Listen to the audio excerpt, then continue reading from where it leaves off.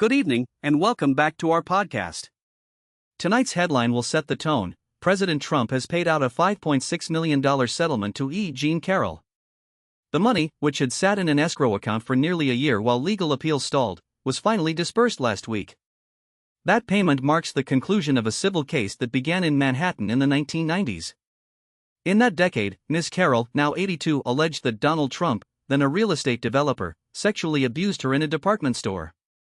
She also said that later, after her accusations became public, Trump defamed her by tweeting that the claims were a hoax and a lie.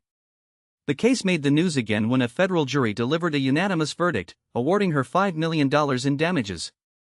With interest, the amount grew to $5.625 million as of last week, which is the exact figure Trump was ordered to pay. The timeline of the case is a brief lesson in how civil litigation can play out over years. After the verdict, Mr. Trump placed the award in escrow as he pursued appeals, an effort that ultimately failed. His final attempt reached the U.S. city's highest court, the Supreme Court. In a quiet ruling with no public dissent, the court declined to review the matter. That decision meant the lower court's judgment stood unaltered. For Mr. Trump, the refusal was not missing the mark but effectively ending legal recourse on this front. He continued to criticize Ms. Carroll on social media, calling the lawsuit a fake case, but the legal channels ran out of options. When the Supreme Court declined to intervene, Ms. Carroll promptly asked the federal judge, Judge Lewis Kaplan, to order Trump to pay the judgment. Kaplan, citing the jury's verdict and the exhaustion of appeals, agreed. He noted that, over the years, the defendant had consistently sought to Olin, but he concluded that it was time for the court to force payment. On the other side, Trump's lawyers' communications were less about settlement than politics.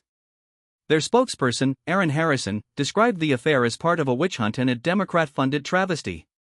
Meanwhile, Ms. Carroll's attorney, Roberta Kaplan, expressed relief that the damages had finally been transferred, saying the result was a vindication for her client. This case exemplifies the intersection of public figures, the judicial system, and the personal impact of legal proceedings. A high-profile civil suit can take years and may wrap up with a financial settlement that echoes far beyond the courtroom. In the end, the $5.6 million is more than money. It is a record that voting power in civil courts can still be exercised against former presidents, even if symbolic. Thank you for joining me today. Tune in next week for more insights into the people and decisions that shape our society. Good night, says the host, and the episode fades with a reminder to follow the show on all streaming platforms.